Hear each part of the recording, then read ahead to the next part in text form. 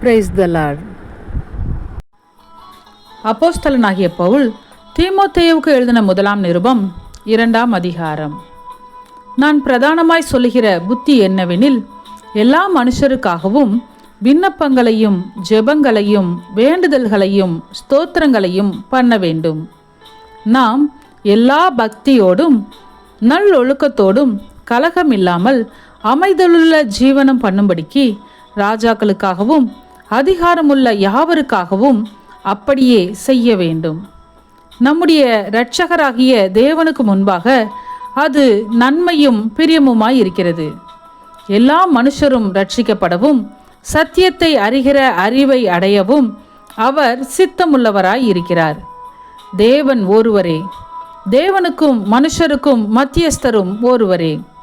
எல்லாரையும் மீட்கும் பொருளாக தம்மை ஒப்பு கொடுத்த மனுஷனாகிய கிறிஸ்து இயேசு அவரே.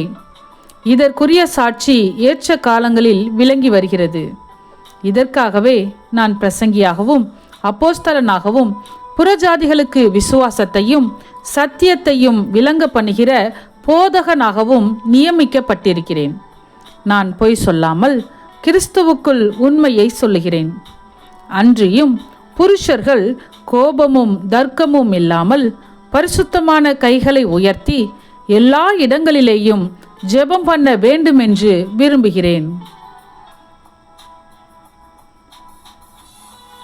ஸ்திரீகளும் மயிரை பின்னுதலினாலாவது பொன்னினாலாவது முத்துக்களினாலாவது விலையேற பெற்ற வஸ்திரத்தினாலாவது தங்களை அலங்கரியாமல் தகுதியான வஸ்திரத்தினாலும் நாணத்தினாலும் தெளிந்த புத்தியினாலும் தேவ பக்தி உள்ளவர்கள் என்று சொல்லிக் கொள்ளுகிற ஸ்திரீகளுக்கு ஏற்றபடியே நற்கிரியைகளினாலும் தங்களை அலங்கரிக்க வேண்டும். ஸ்திரீயானவள் எல்லாவற்றிலும் அடக்கம் உடையவளாய் இருந்து அமைதலோடு கற்றுக்கொள்ள கடவள். உபதேசம் பண்ணவும் புருஷன் மேல் அதிகாரம் செலுத்தவும் ஸ்திரீயானவளுக்கு நான் உத்தரவு கொடுக்கிறதில்லை. அவள் அமைதலாய் இருக்க வேண்டும்.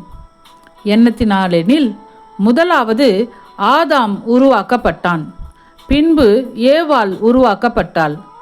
மேலும் ஆதாம் வஞ்சிக்கப்படவில்லை, ஸ்திரீயானவளே வஞ்சிக்கப்பட்டு மீறுதலுக்கு உட்பட்டாள். அப்படியிருந்தும் தெளிந்த புத்தியோடு விசுவாசத்தினாலும் அன்பிலும் பரிசுத்தத்திலும் நிலை கொண்டிருந்தால் பிள்ளை பேற்றினாலே ரட்சிக்கப்படுவாள். ஆமேன். சத்தியத்தையும் அறிவீர்கள், சத்தியம் உங்களை விடுதலையாக்கும். இந்த வசனத்தின்படி அநேகர் சத்தியத்தை அறிந்து விடுதலையாக்கப்பட இந்த சேனலை லைக் செய்யுங்கள், அநேகருக்கு ஷேர் பண்ணுங்கள். ஜீவ வார்த்தையை தினமும் கேட்க சப்ஸ்கிரைப் செய்யுங்கள்.